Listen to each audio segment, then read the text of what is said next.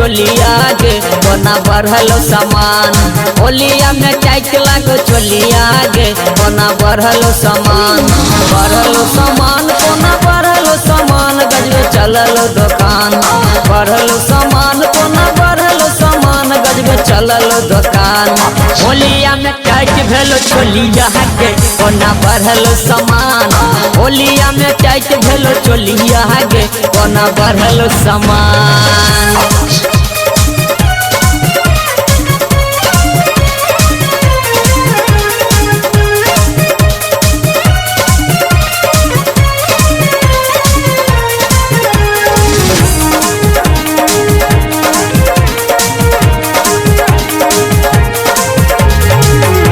अखन अपने सब सुन रहे छी सुरेश रैना जी के आवाज में।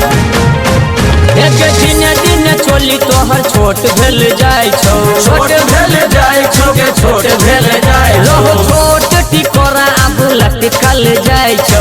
लटकल जाय छौ गे लटकल जाय छौ। घर में सबसे झूठ बोले छे और करे छे चोरी गे। घर में सबसे झूठ बोले छे और करे छे चोरी गे।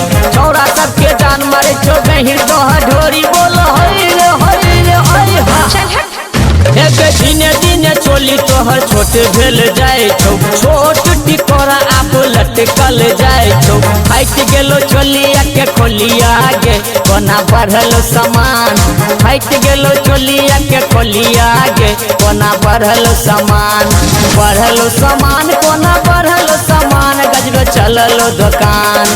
बढ़लो सामान तोहर बढ़लो सामान गजबे चललो दुकान।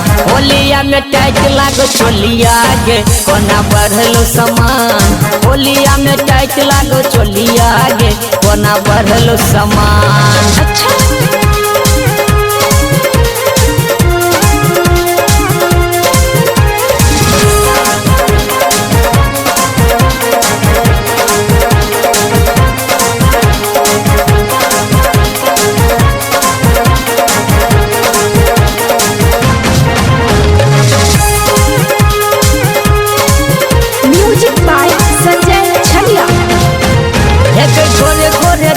तोहर मन लाल चाबो। मन लाल चाबो गे मन लाल चाबो। कोई कदरल जोबन तोहर बहुते सताबो। बहुते सताबो गे बहुते सताबो। के फागुन मासे फगुआ के होय छे हुरदंग। के फागुन मासे फगुआ के होय छे हुरदंग। एने ओने मुने मारे भेचल हमरा संग बोला हई रे हई हा। एते गोरे गोरे गाल तोहर मन लाल चाबो। बदरल जबन तोहर बहुते सताबो। कीन देबो कान के बलिया गे तू बंजो हमर जान। एगे कीन देबो कान के बलिया गे तू बंजो हमर जान। बढ़लो सामान कोना बढ़लो सामान गजबे चललो दुकान।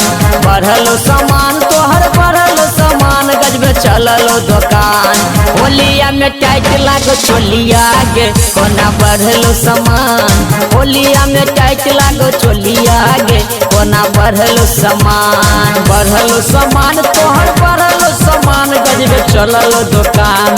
बढ़लो सामान तोहर बढ़लो सामान गजबे चललो दुकान। होलिया में टाइट भेलो चोलिया गे कोना बढ़लो सामान। होलिया में टाइट भेलो चोलिया गे कोना बढ़लो सामान। ये चोलिया में पिचकारी कोई